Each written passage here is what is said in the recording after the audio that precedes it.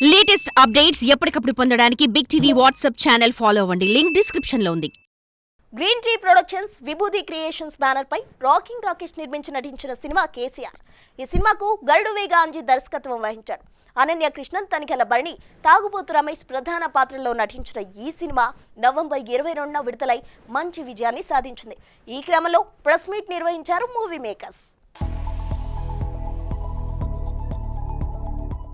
Success meet కొందరు వారం రోజులకు చేస్తారు, 2 వీక్స్ చేస్తారు.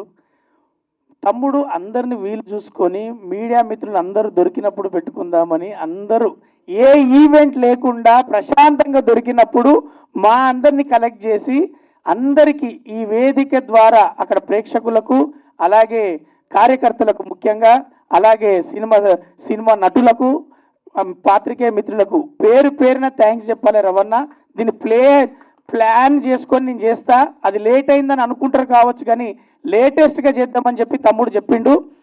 అది వాడి ప్లాన్. ఫస్ట్ ఆఫ్ ఆల్ ముందుగా అయితే నేను రాకేష్ అన్నకి సుజాతక్కకి థ్యాంక్ యూ చెప్పుకుంటున్నాను ఈ ఆపర్చునిటీని ఇవ్వడానికి. అలాగే రాకేష్ అన్న, నువ్వు ఇంకా మంచి సినిమాలు చేయాలి, అందులో నేను ఉండాలి.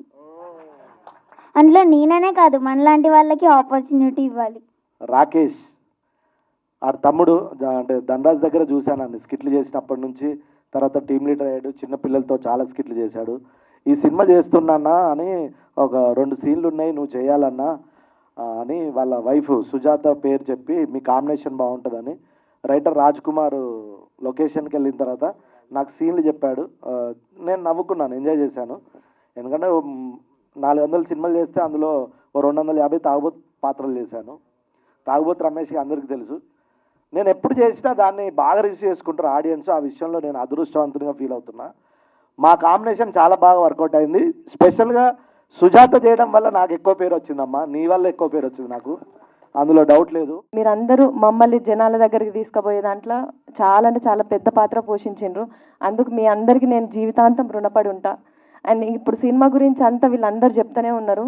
ఏదో నేను ఉడతభక్తి సాయం మాత్రమే చేసినా కానీ కష్టం ఈయనది, ఫలితం అందరిది. చాలా కష్టపడినాడు సినిమా చేసేటప్పుడు. అంటే ఒక్కొక్క రోజు ఒక్కొక్కరు తలుసుకున్నా కూడా అది చెప్పుకోవడానికి మాటలు రావు, కళ్ళకి వెళ్ళి నీళ్లు గారుడు తప్ప. సో అంత మంచి కష్టం కూడా మాకు ఒక మెమొరీ లాగా ఉండిపోయింది. ముగ్గురితో స్టార్ట్ అయింది సినిమా. ఈ సినిమా నేను కథ రాసుకున్నాను అనను. ఒక సినిమా నేను చేయాలి అనుకున్నప్పుడు ఒక స్నేహితుడి దగ్గరికి వెళ్ళి డిస్కషన్ చేస్తే తను ఇచ్చిన ఒక ఆలోచన, తను ఇంకో రకంగా మాట్లాడితే జరిగిన బాధ, అవమానం, దాని తర్వాత ఎట్టి పరిస్థితుల్లో ఈ సినిమా చేసి ఈ స్థాయి నుండి ఈ స్టేజ్ నుంచి నేను నీతో మాట్లాడతా, నీతోనే మాట్లాడుతున్నా, నువ్వు ఉంటే ఈ స్టేజ్లో నాతో పాటు ఉండేవాడివి, నువ్వు లేవు. But I'm thanks. ఎందుకు అంటే నువ్వు ఉంటే నీ కుటుంబం ఎంత ఆనందపడుతుందో తెలియదు కానీ వాళ్ళందరికన్నా నేనే ఆనందపడతాను. నువ్వు లేవు. Thank you very much.